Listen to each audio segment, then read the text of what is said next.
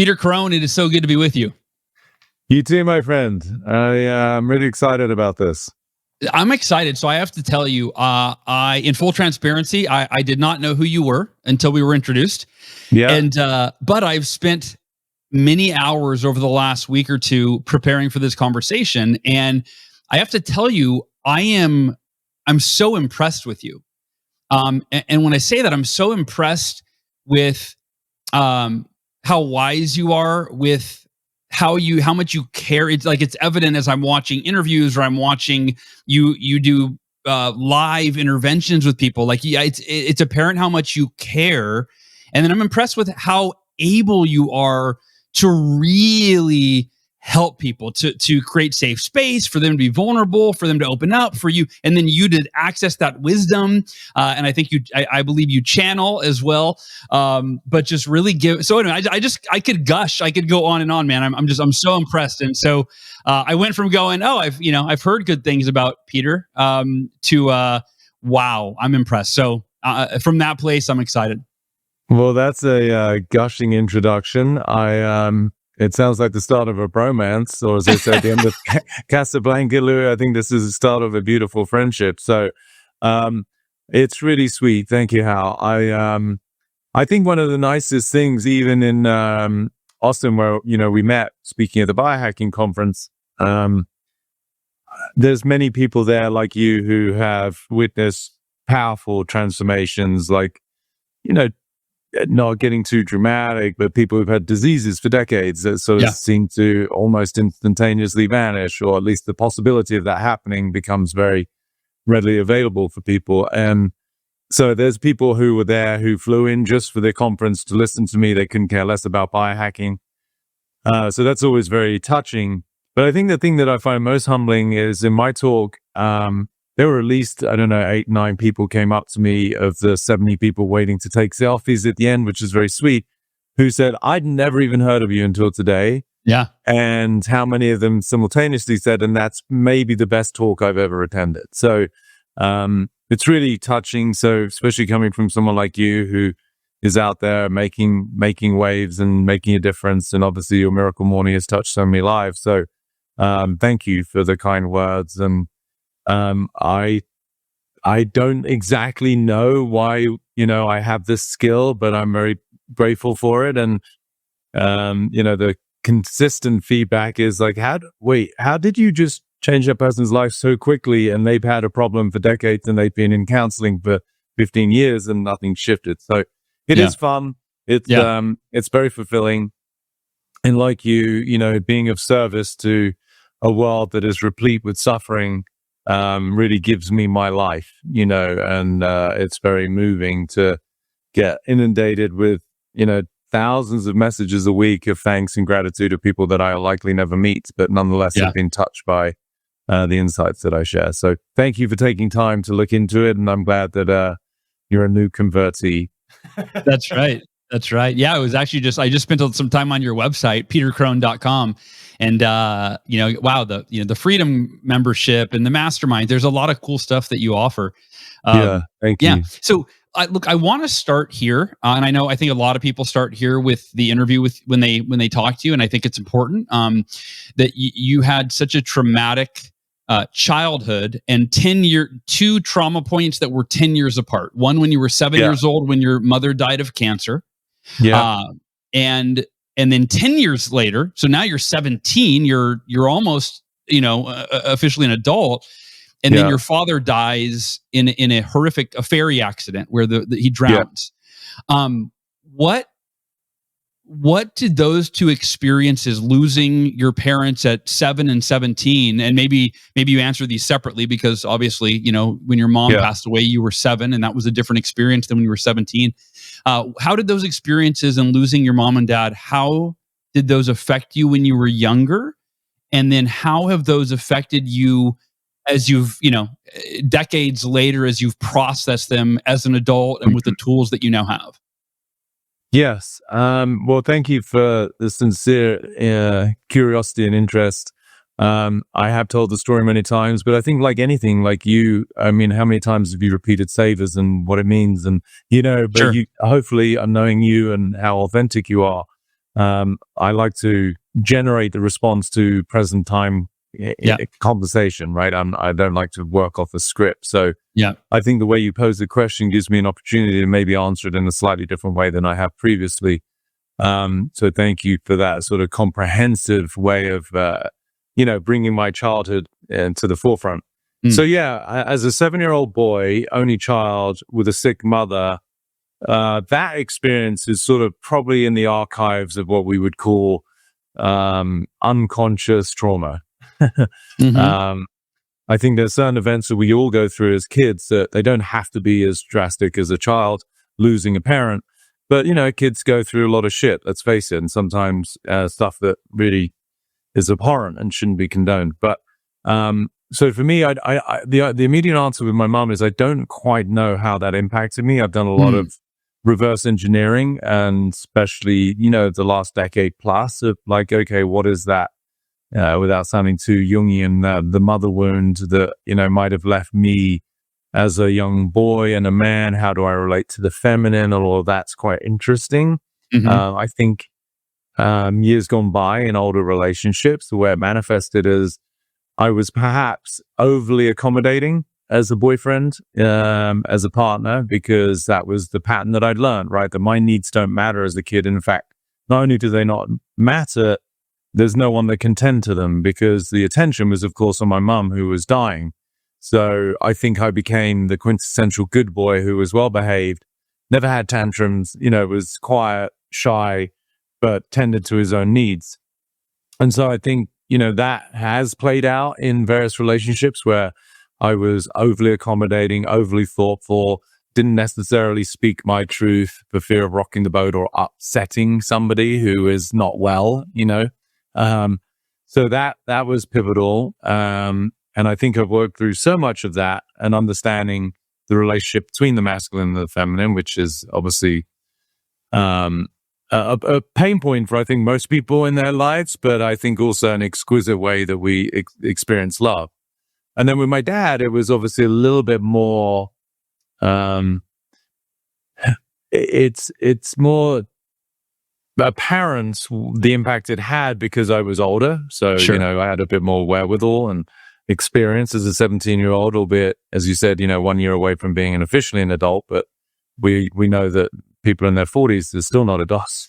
That's right. Yeah, that's that I help, who are being driven by their subconscious child patterns. But that was as an experience subjectively much harder, just because my mum had already gone, and so the relationship that got forged between my father and I was at one level exquisite, right? Because there was just this beautiful human that was my father, who was so loving, so kind, and in ways that I couldn't comprehend, that I've subsequently looked back on. What was his experience? Not only of, now being the sole custodian of his pride and joy, his son, but also what was his heart going through? The fact that his own wife died, and as a kid, you don't think about those things, it's all, most human beings throughout the course of their life, I call it WIFM radio, which is what's in it for me, sort of, that's why most people are tuned, how does this affect me and what do I get from this? And, it's all self-referral.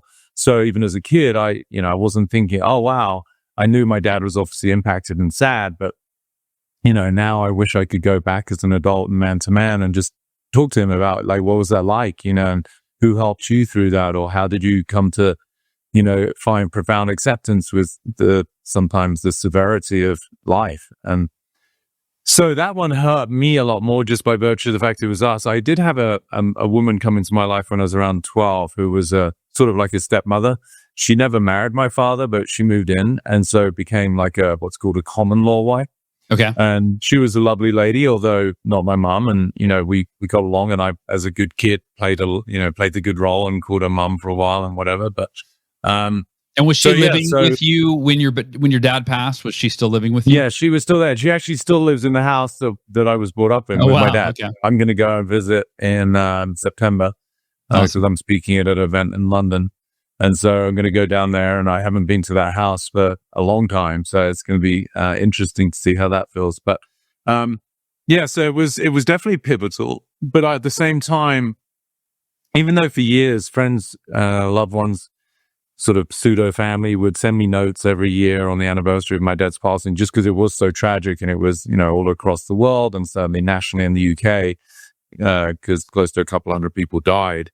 Wow. So it was sort of, it was a real, certainly a horrific experience for people to witness. It was all over the news for days as bodies were being pulled out of the water. So friends would be like, oh gosh, so sorry for your loss. And I lived in that narrative for a long time, that I lost my parents. But that became sort of reconciled when I was in my first loving relationship that I thought was, sort of potentially a partner for life. And she left me, and there was, without going into the details, but that was when I sort of had my epiphany and my sort of Sartori moment of awakening, where I realized I was still in the story of loss. And as a boyfriend with her, I was being driven by the fear of loss, right? So I became the perfect boyfriend as a coping strategy, as an adaptation to so you avoid wouldn't the lose someone important to you again. And how old were you when you were dating her? 29. Okay. All right. Yeah, so it was a sort of a decade plus later, and it was that sort of Saturn return for those people who are into astrology, where we go through the grinder of some sort of transformative event, usually between 29 and 31. So that's sort of an overarching view of the loss that wasn't a loss, but was still really painful, and I still miss them. But at the same time, it informed who I am today in ways that I couldn't have, possibly comprehended back then. But I think to your point, when you kind of said earlier how much I care, how much I see so much suffering, and how much compassion I have for that, I think is in large part because, I went through it myself. So yeah, I don't recommend it. I wouldn't, I don't wish it upon anyone. But nonetheless, we all have our crosses to bear, and apparently that's mine. And at one level, I guess I'm grateful that even though it was only 17 years with my dad and 7 with my mom, that I had 2 of the most loving parents any child could ever wish for. And so it was a lot of quality, maybe not so much quantity of years, but I would always pick that over 70 years, but maybe not so much love and affection. Sure. So I'm curious about something. I went through a tragedy when I was 8 years old. My baby sister died in front of me. So she was 18 months old. Oh wow!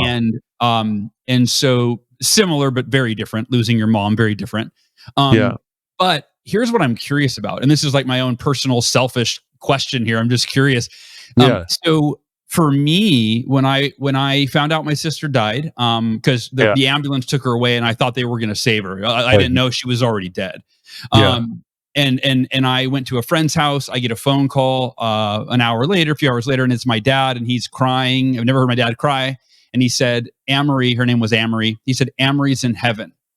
And I don't remember. I can't even remember what I was thinking or feeling. I just know what I said, what I did next. I went out into the living room and I announced to all my friends. I said, hey, you guys, guess where Amory is? And I remember I can picture my friend's mom furrowing her brow because I think she knew. Yeah. And I said, guess where she is? I said, she's in heaven. Isn't that great? Heaven's supposed to be the best place ever.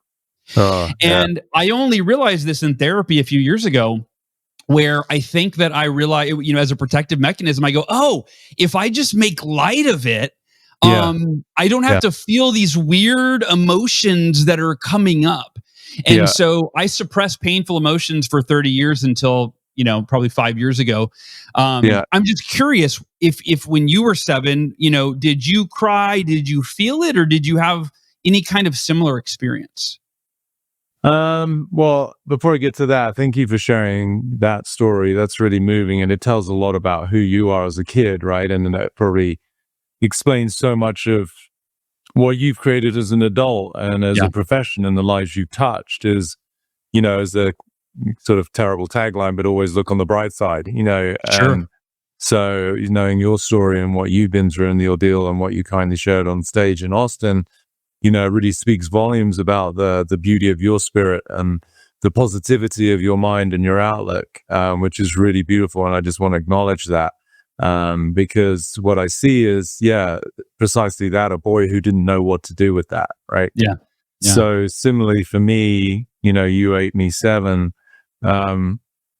I love that we can see these threads throughout our life, regardless of how old we are, and the way that we tend to manage or cope with things. And so again, not to reiterate the same point, but I feel it's no surprise that here you are, somebody who's perhaps been through some of the most trying and arduous situations any human could go through, and yet you got the biggest smile on your face and arguably the biggest heart.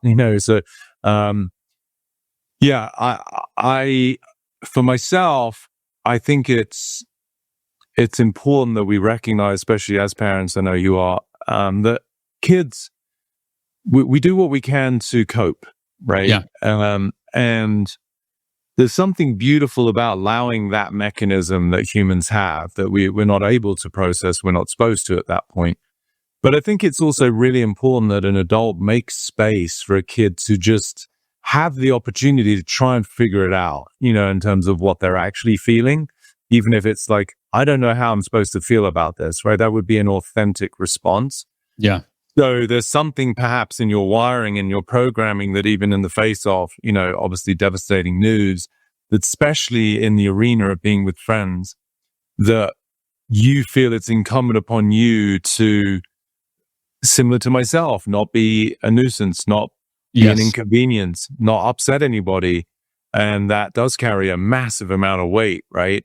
And again, not planting seeds, but to what degree does that 8-year-old boy even unconsciously think there's something he could have done? Or was it my fault that she died in front of me? Or should I have noticed it and done something? Or, these might be these sort of trickle thoughts in the background, but it's where there could be an overarching compensation that you developed as a man to make sure that, quote unquote, nothing bad happens ever again. Sure. Does that, I know if that resonates, but yeah. I mean, it resonates at just always never wanting anyone else to suffer. So when I go through something like my cancer, my car accident, I'm the most positive person in the room because and it's unconscious. It's not like I'm going, how am I going to show up? It's like, it's this deep, and I mean, all of your work, I think, or most of it is deep subconscious reprogramming, from what I understand. You are known as the mind architect for that reason. But subconsciously, I'm always trying to prevent people from suffering, right? From feeling, even feeling like the lowest level of suffering would be like uncomfortable, right? So I don't want to make anyone uncomfortable. I don't want to. And it's a double-edged sword for sure.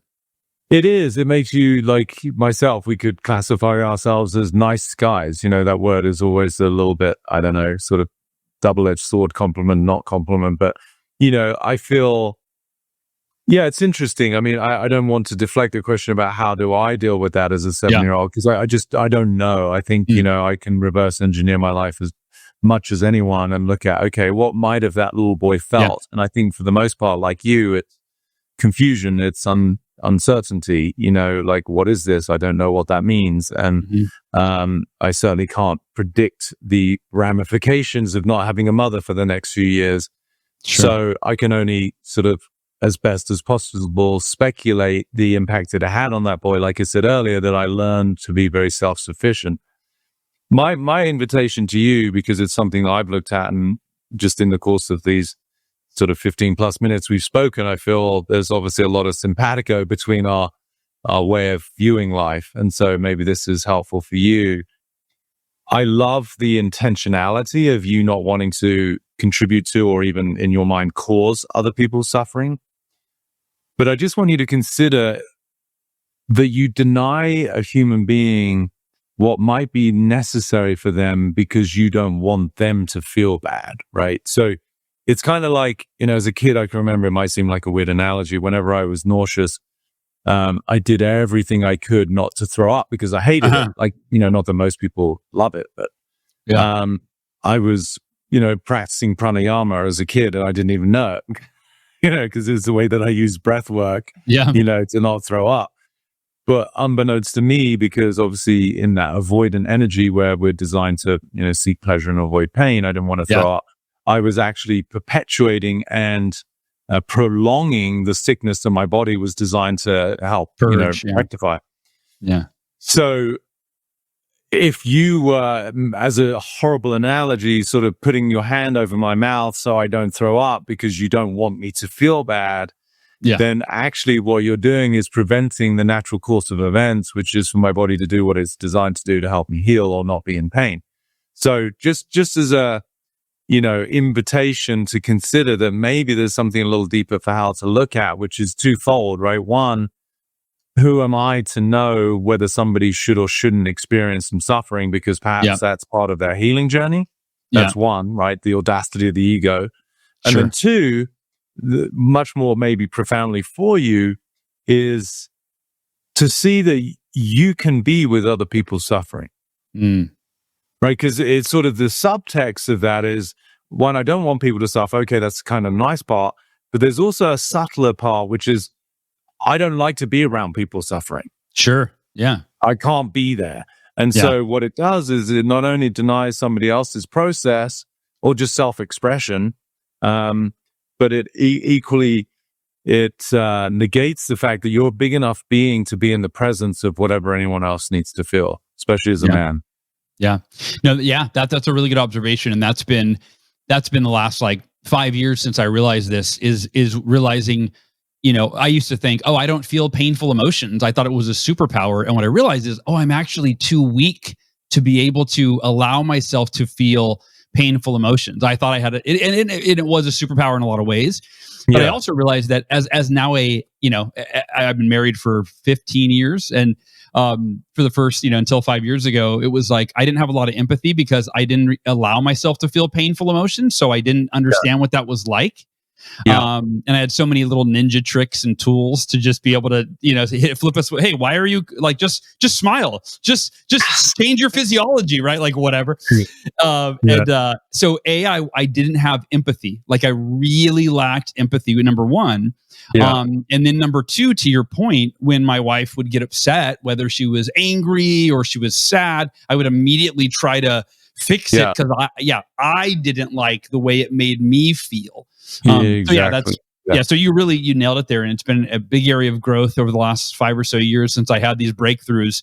Amazing. Of how do I actually become emotionally not invincible? I used to call it emotional invincibility. Like I'm emotionally invincible. No negative emotions can get to me.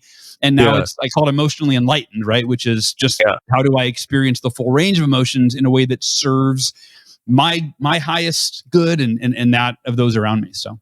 Yeah, beautiful. And I appreciate you taking it on and letting me share that. But I was doing one of my live events that I do periodically, which I love because I coach people in the audience, and something that just came to mind as we're speaking on this. A guy, 58, big dude, sitting in the audience. I don't know who's going to say what. Like, I know some of the people because they're repeat customers. They love to come. It's a powerful environment. But this guy I'd never met before, and he was following on from a kid who was struggling with whatever he was going through, sadness, depression, and I helped him break out of that. And the man said, wow, I can really relate to that. And he said, I've just been suffering, I think, for decades and just gotten used to it. And so to cut to the chase of the story, it turns out when he was 8, as a boy with his brother, he had asked his dad if he could take them out just for a fun day or whatever, just to leave the house. So the dad, they got in the truck or car or whatever, and within a 30, 45-minute drive, the dad picks up a girlfriend. And, dad is still married, right? And so here's this 58-year-old kid recounting the story as an 8-year-old boy. And so it's a bit confusing. Anyway, they go about their day, they have fun. And then they come home, and dad said to the boys, just don't tell your mom. Wow. Right? Yeah. You can imagine the onus and the weight, that's put on an 8-year-old, not only the confusion, but now the potential shame and guilt that is accompanying that. But anyway, so this now 58-year-old grown man, he says, so I, referring to his 8-year-old self, ran into the house and immediately told my mum. Oh, wow. And so what was so powerful about the story and why it relates to what we were just discussing, and I hope it helps not just you, but obviously, the listeners, is he said, of course, his dad was furious. And then about 6-7 weeks later or something, they were going to some fun fair for the day. It was a family, and the boys were in the back, and the dad looked around and said, we're getting divorced, and sort of gave that knowing look to the 8-year-old. Oh, wow. Like, and it's your fault, right? So anyway, he'd been walking around and he's telling the stories about his relationships subsequently, and his dad still to this day, sort of occasionally will make a dig and, make him wrong for shit. And it's really heavy stuff, right? Yeah. And you can feel the sensitivity of this guy. And he said he was married for 12 years. And yet, I helped him see he was never actually in a relationship, because we would think the feeling of guilt and shame was most associated with him snitching and, from his father, which was very impactful. Yeah. But actually what he shared was very revelatory, because he said, what happened is I told my mom, and the look on her face, because she was just in shock, right? But also the sheer disappointment, the sadness, the suffering, it was all there in that instant for that boy to witness. And in this group, this beautiful live 200 plus people, he said, I at that moment vowed to make sure that no woman ever has that look on their face again. Because he was so, just devastated that he had in any way contributed to his own mother being able to feel that level of devastation, right? Yeah. So why it's so powerful is because when I helped him go through the whole process, which you've, by the sounds of it, witnessed a little bit, that he was living in a prison for the last 50 years, that it's his fault, right? Meaning because what he did, which actually was just beautiful, authentic, telling the truth, I said it would have been more your fault if you hadn't said anything and your parents had stayed together, because now you're living in a lie. So that gave him an immense amount of relief. But really the narrative that he was stuck in was it's his fault. And he said, yeah, that's how I lived in my marriage too. I would make sure that I never did anything to upset my wife. And he said for that realization, now I see that I was never actually in a relationship, because I couldn't be me and she couldn't be her. And I said, no. And then when he shared the part about the woman, I said, I hope you now see the capacity you have as a man to be big enough to allow any woman to have that look on her face. I said, it's not that we want it, but the feminine is the expression of all emotions. To in any way confine the feminine is to create suffering. So a woman wants to express all of her, the extremes of rage to the extremes of love and joy. That is sort of the beauty of the feminine, right? It's almost like the raison d'etre is to be able to express every aspect of life. And the look on his face when he got that, he came up to me afterwards, gave me a hug, and he said, I had never understood that. He said, I thought I was doing a good job, but actually I've been denying the self-expression of women, and that's why my marriage didn't work. So just as an anecdotal, beautiful story to say, how, including myself and all men out there, can you be big enough to allow the feminine, we could say almost the right to be able to express all parts of themselves. Yeah. Yeah. Just as much as they want, or we want them to allow our masculine to be logical, right? Like, we need to allow them to be fully emotional. When it's appropriate and when it's not appropriate, right? From our perspective, just as we when we're logical, when they would say, this is not the time, I don't want you to be logical. I don't want you to fix my problems, right? So it's a balance between the two. Yeah. Yeah, it's beautiful. It's just an never-ending evolution, that dance between male and female. But yeah. You mentioned something through the course of that story about sharing that man's mind was a prison, and in preparing for our conversation and researching you, that was a phrase that I heard you use quite a bit. That our mind is a prison, or can be a prison, and often in the context of suffering. You talk a lot about suffering, and helping people to, I don't think you say end your suffering, but how to manage your suffering or how to experience it. So I'd love for you to talk about those concepts, our mind as a prison, suffering, for anyone listening that, is suffering over their past or their present. Yeah. No, it's a beautiful question. And the way that I delineate suffering versus, say, pain, pain, I really say, it's sort of more physical. It's to do with our physiology. We're mammal sentient beings. You stub your toe on the table, it's going to hurt. You go for a filling at the dentist, depending on how much painkillers you've taken or anesthetic you're under, you may not feel it, but there's pain, it's unavoidable. Sure. And I would say the same is true of suffering. And I would like to consider that I do end suffering for those who are ready to hear my message. It certainly mitigates it and diminishes it greatly. And suffering for me it's really an umbrella statement that captures all of the human emotions that really create what we would consider problems or negative emotions, right? Anxiety, depression, feelings of like grief, anger. Suffering is where we're really, in a lay way of putting it, we're not happy with life, right? We're in some form of resistance. Yeah. And so that I delineate different to pain, which is physiological, because to me, suffering is psychological and emotional. It is part of the human experience, but it is nonetheless not necessary once you recognize the underlying, to get to the first part of your question, the prisons of the mind. So I'm writing my first book, which is cool and exciting, and I've been talking about it for way too long. The point, I think I've gotten to the peak of like interest, where there's this anticipatory advertising campaign, which is great. I don't think I could push it too much before people get just pissed off and they're like, you know what, fuck his book. But the way that I'm delineating in the book is what I call these 10 primal prisons that every human being has, is my assertion. Okay. So these prisons are the lenses through which we view life, and hence how we react and how we act, and then the results we get are commensurate with the view that we have. So as a very simple example, one of the prisons that everyone can relate to is this fundamental feeling of not being enough. Sure. And everyone has their version. It might not, I'm not good enough, smart enough, young enough, thin enough, whatever, but not enough. And everyone can relate. And to me, these 10 prisons, they're all there. They're part of the operating system of what it is to be human.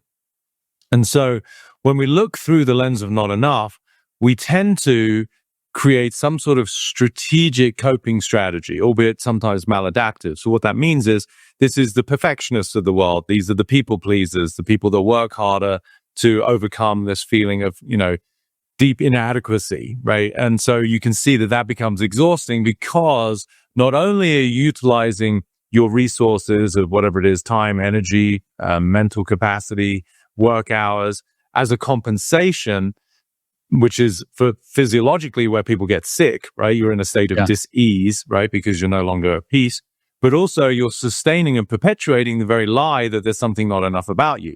So this is what I'm undoing, why I tell people I don't solve problems, I dissolve them. Because what I'm doing is removing the underlying context or prison that is fundamentally a blind spot, but nonetheless informs all of their thoughts, feelings, and behaviors, and consequently results. So they're the two, prisons are the precursor to suffering, and they're commensurate.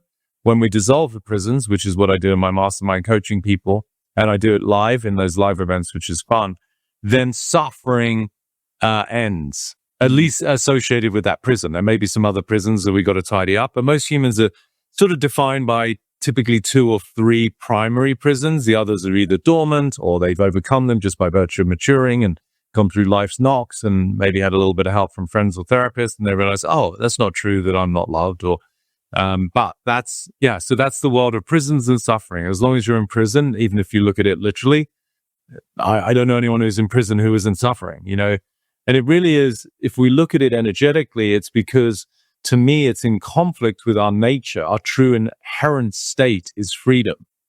And so when freedom is compromised because of constraint, either bars and concrete walls, or in this case, narratives that are based in some negation, meaning I'm not something, then you are in a state of suffering, because the essence of your freedom is now inhibited, and that feels uncomfortable. Yeah. Yeah, I love that.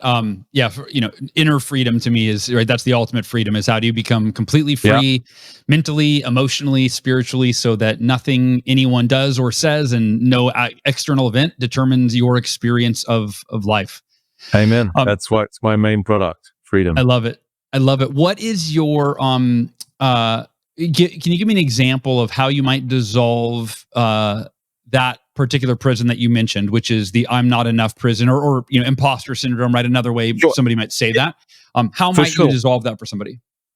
So first of all, for people interested in really witnessing it, you can, as you mentioned kindly, my membership is called Freedom for that reason. So I think we just counted now, there's, I think, 10 lives that I've already done. So even if people just watch the lives, it's about 20 hours of me doing this process. So if what I'm about to share is moving or inspiring, then there's 20 hours plus another 80 hours of programming on all of this. But and that's at petercrone.com, right? That's where I was at today. Yes, petercrone.com, and then see the Freedom membership. And it's also at the top of my Instagram. But to answer your question directly, so there's two main buckets I talk about. First of all, awareness, and then practice. So awareness speaks to Carl Jung's quote. He had a great way of expressing what I do. He said, until you make the unconscious conscious, it will drive your life and you'll call it fate.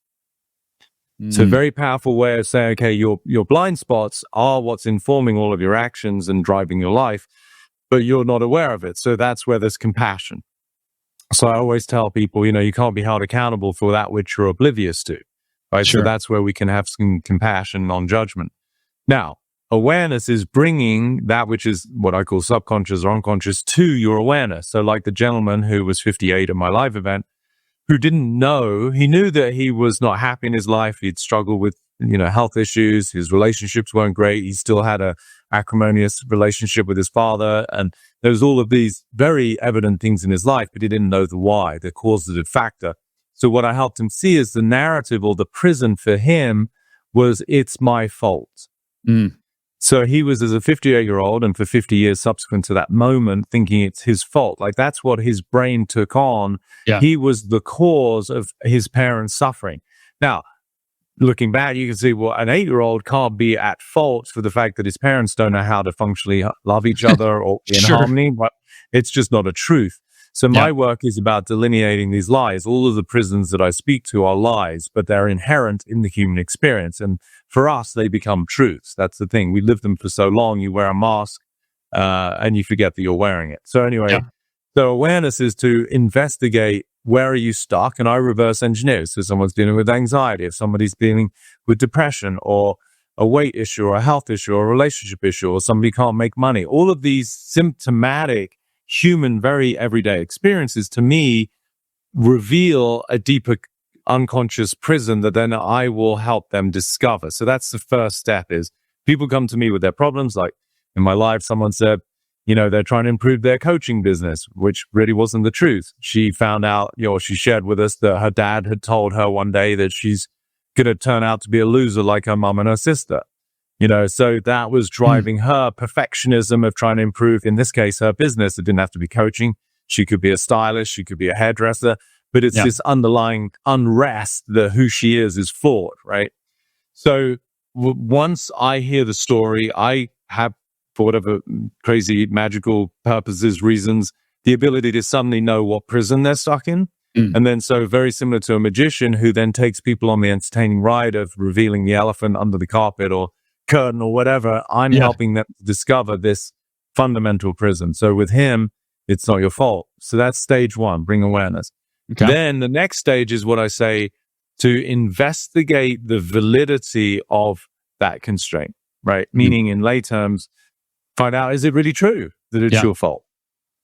And that's the beautiful moment, because I take people through my own sort of proprietary method where I say, if I cut you open, am I going to find a manufacturing label that says in this place, Kenny, it's his fault, right? Is that part of your makeup? And he's like, well, no, obviously not. No. Okay. But it defines you. So where does it live? Obviously people get there eventually. Well, it's in my head. Okay. What's it made up of? People are like, oh, well, beliefs. I'm like, well, yeah, what are beliefs? And it's ultimately words. And if you really want to break it down, it's sound, it's vibration. So when you really understand that human suffering and people being inhibited from realizing their own potential and self-expression is based on sound, people are blown away. They're like, holy shit, all of my suffering, depression, anxiety, relationships that have failed, money that's lost, sickness that I have is based on sound. Because I'm not something, I'm not loved, I'm not good enough, I'm not going to be okay. And when we live in that world, it's sort of this, what I call a linguistic prison, right? Then we have to act on that. And that's the self-fulfilling prophecy of the mind. I don't know if you know this, but abracadabra, which obviously magicians use every day, the Aramaic translation of that, of magic, is as I speak, so I create. So I only know that because one of my best friends, Jeremy Reisig, He's a musician, Jay Hobbs, and he has a song called Abracadabra, and those are the lyrics that follow the chorus of Abracadabra. So, yeah, I got to check it out. you have to check it out. His musical name is the letter J Hobbs, and check it out. It's called Abracadabra. Okay, I can't wait. So, full circle, because we live in these prisons, abracadabra, as we speak, so we create, even though what we don't realize is what we're speaking at the deepest level is some negation of ourself. I'm not enough. I'm not loved. We spoke that, albeit it got created at a young age, and then that's informed our identity and how we live our life. So that is where we're magics, magicians. It's just we're casting dark spells on ourselves, right? Spelling and the words we use. So that's the process, is bring awareness to what is the fundamental lie, which I'm calling a prison, investigate the validity of it. I can tell people right now, it's never a truth. Even it doesn't matter how much evidence you got. Yeah, but my brother was the athlete. My sister was the academic. That still doesn't mean you're not good enough. It just means you're you. And they were better at sports than school. That's it. Yeah. So once then people see that it's not a truth, that's the euphoric moment. And then I say, who could you be and what could become available for you in the absence of that constraint? That's when the floodgates go on in the eyes, the breathing patterns change, the physiology starts to heal. They're like, oof, I mean, I could just do whatever I want. I feel light. I feel much more vital. There's energy surging through my body. So that's the process that just never gets old. Wow, that's powerful. And then I am curious, is there a next step in terms of, like, for me, a big part of my work, I talk about affirmations, and affirmations, I always, kind of talk about how they're very flawed in the way that they're taught, that you don't affirm something that's not true. Like, I am a millionaire. If you're not a millionaire, right? Yeah. That creates an incongruency that's not healthy for us. However, an affirmation to me in the simplest form is it's simply a reminder of something that you aspire to be true, right? It might not be true yet. So you're not affirming it as if it already is true. But in the simplest form, it's just a reminder, right? So if you say, I'm committed to becoming healthy or wealthy, or I'm committed to be experiencing joy, or I'm committed, right? So my question is, like, for me, if I were to, what you just said, I would go, okay, if you just did that to me, I met at your event and you just took me through this process. Now, in order for me to remember and reinforce this new reality that you've created for me, it would be like, I would write it down, right? Yeah. I would write down what you told me, what you helped me understand. And then I would read it every single day so that it would be until I didn't need to read it anymore because it changed in my subconscious. So I share all that just to wonder, is what do you do something similar to that? Like, how do you help somebody integrate this new reality that you've unlocked for them? Great question. And that's the second part that I spoke to. So awareness is bringing light, literally the guru, which I'm not at all ascribing to myself, but the word guru in Sanskrit means, one who brings, one who removes darkness, by bringing light. So the awareness is the first step to bring light to that which is driving someone's behavior that they're oblivious to. And then I said the next part is practice. Okay. So practice being the person who's no longer confined by the previous narrative that was confining you, right? So that practice, yes, there is a place for repetition. Affirmations, I love the way that you reframed it. For me, I've never been a fan of affirmations because typically they're used, as you said, as a fixing or as a solution to a problem that's not actually being addressed, right? Yeah. So you're a winner as someone looks in the mirror, or I love you, when in fact that's not the truth at all, right? So it's compensatory. Yeah. And so I'm not a fan of that particular use. However, when somebody realizes the untruth of the previous existence they were living in based on these, sort of dialogues that got formed in their childhood, again, not parents' fault, but parents are the catalyst to turn on what I would assert the constraints we arrived with, is the way I look at it. That's a much more empowering way to look at it. Otherwise, you're a victim of life. So once you see that, then we can use language, affirmations, remembrance, confirmations, whatever words you want to use, to go, oh, I am free. I am love. Yeah. I am more than enough, right? I think, I use a very funny analogy where I was playing golf. I love sports, and I was playing golf with some friends, and a buddy of mine was struggling on this one hole. He was all over the place. And it was not anywhere close to a birdie, certainly not even par. And he made this massive putt, which was, probably like a 1-2%er. It was like 50-foot putt. Okay. And we were all like, whoa, fucking great. And he's like, yeah, whipped cream on shit, because it was like for an 8,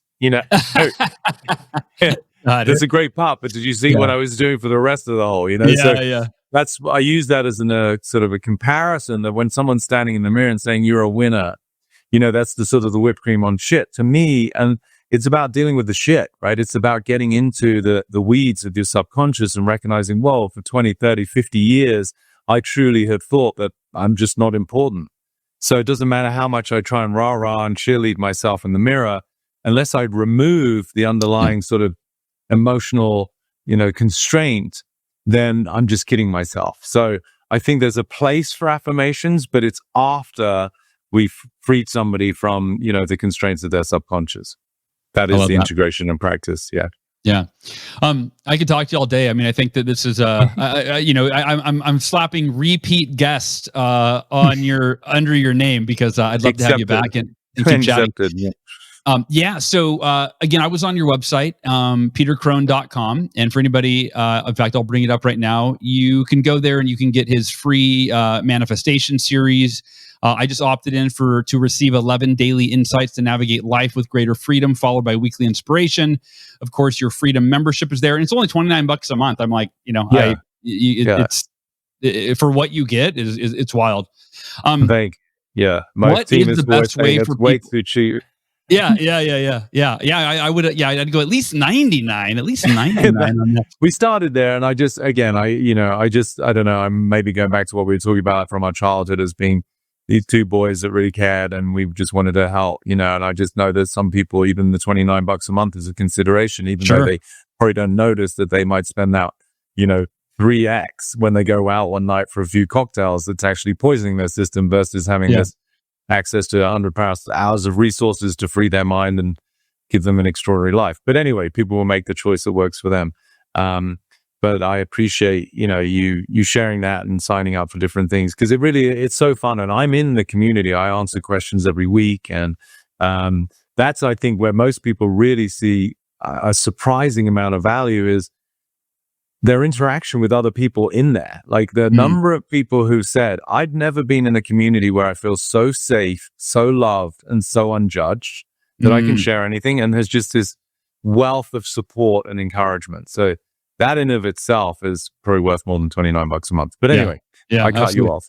No, that's all right. When curious, when you mentioned that you're finally writing a book, which definitely long overdue. When is that? Do you have a planned release date for that? I don't have a release date. I'm in talks, and I just met with the CEO of a big publishing company. It was super exciting, and I sort of had resisted that a little bit. I'm a bit of a lone wolf just by virtue of obviously my conditioning, orphaned at a young age, and started my business and done everything by myself. And I just didn't feel aligned with any of the traditional publishing methods. But this group are so entrepreneurial. They're so excited about doing other things as offshoots, whether it be workshops, lives, community events. So I'm like, okay, awesome. So long-winded way of saying we're not sure. We're just finalizing the deal. Obviously, as you know, as an author, there's the process of me finishing the book, and then there's editing and publishing. So it's probably still another 8 to 10 months, I'm guessing.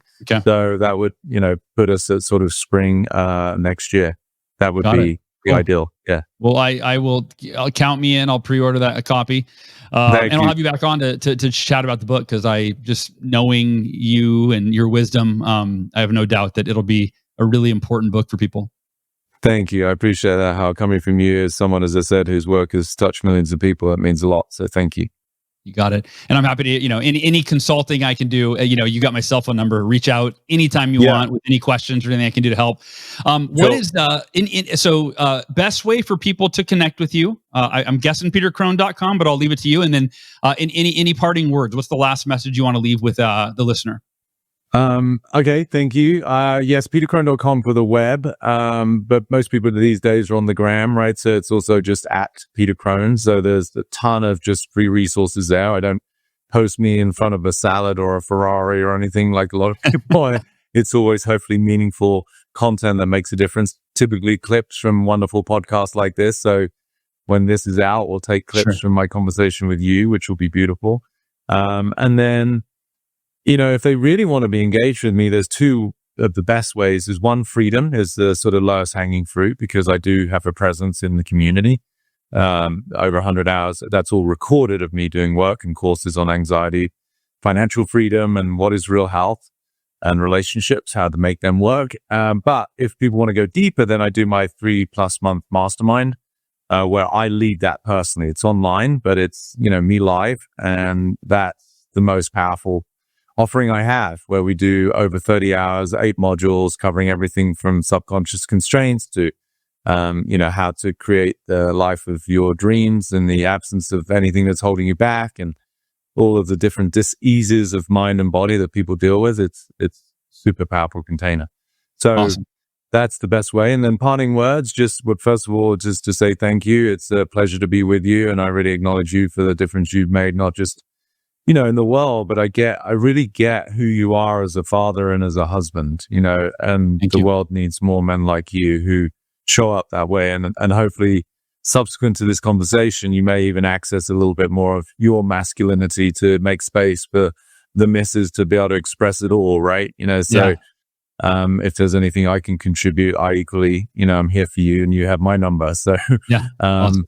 But thank you for the work you do. And I just send my love to everybody, without sounding trite. I just feel there's so much suffering out there in the world that I have both compassion for and understanding of, but my invitation is to let people know it's not necessary. And there truly is a world on the other side of these constraints and prisons that people are oblivious to. And that's my invitation for people to come and join me in a world that is, as I say, based on the pillars of freedom, love, and possibility and vitality. Beautiful. Peter Crone, it's a pleasure. It's funny. I'll close by saying how this all started, which is we said, hey, let's schedule a call and get to know each other. And then I said, would you be okay with me recording it? Just so we, I'd love to just kill two birds with one stone. So it was really cool getting to know you in front of the world. So appreciate you, brother. Yeah. Well, thank you for sharing your platform and bringing me to your audience. I know that they trust in you deeply, and so it means a lot that you would have me on. So thank you. Awesome. Well, hey, we will do it again soon. I love that.